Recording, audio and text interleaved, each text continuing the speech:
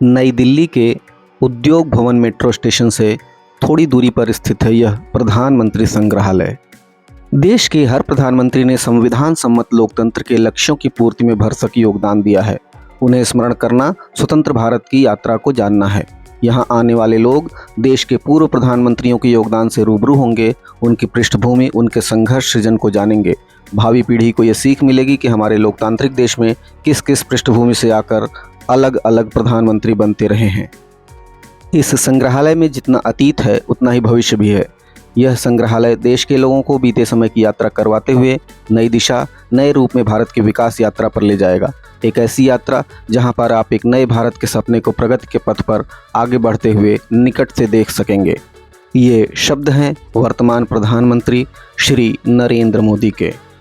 नमस्कार, मैं सत्यप्रकाश तिवारी आज आपको लेकर के चलता हूँ तीन मूर्ति हाइफा चौक स्थित इस संग्रहालय के अंदर, जहाँ कभी स्वतंत्र भारत के प्रथम प्रधानमंत्री पंडित जवाहरलाल नेहरू का आवास हुआ करता था और अब यह प्रधानमंत्री संग्रहालय में परिवर्तित कर दिया गया है, जिसका लेआउट आप यहाँ पर देख सकते हैं।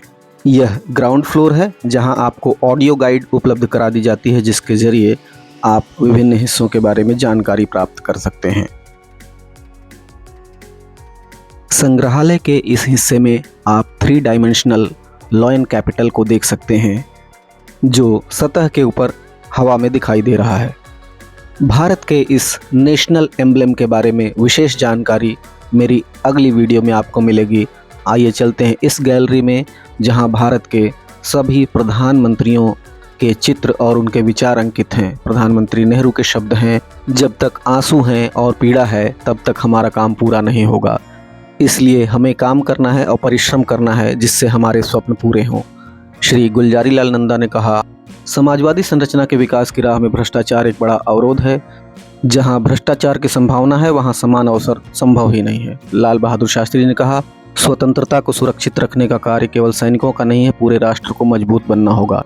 श्रीमती गांधी के अनुसार हमारे राष्ट्र का समृद्ध होना अभी बाकी है और आप इसके निर्माता हैं।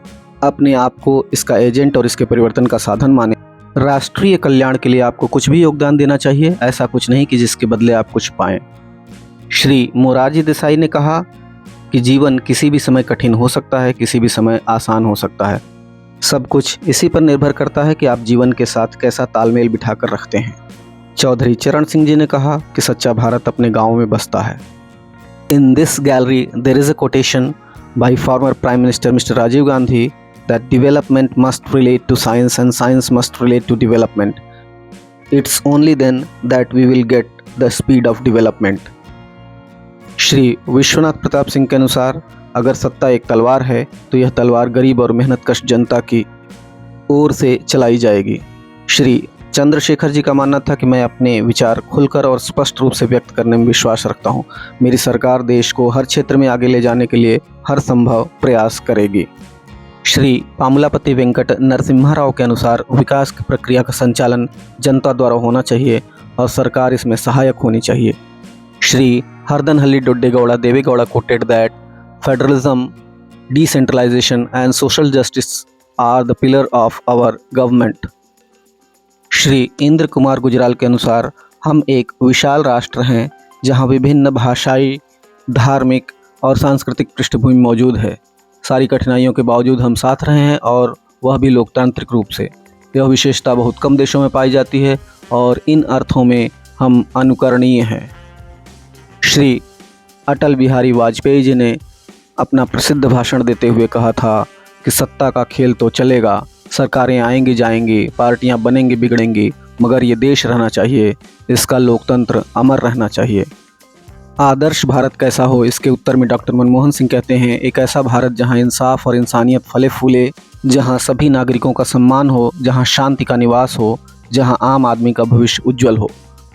प्रधानमंत्री श्री नरेंद्र मोदी ने नारा दिया है, सबका साथ, सबका विकास, सबका विश्वास, सबका प्रयास।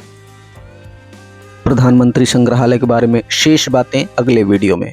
धन्यवाद, नमस्कार, जय हिंद, जय भारत।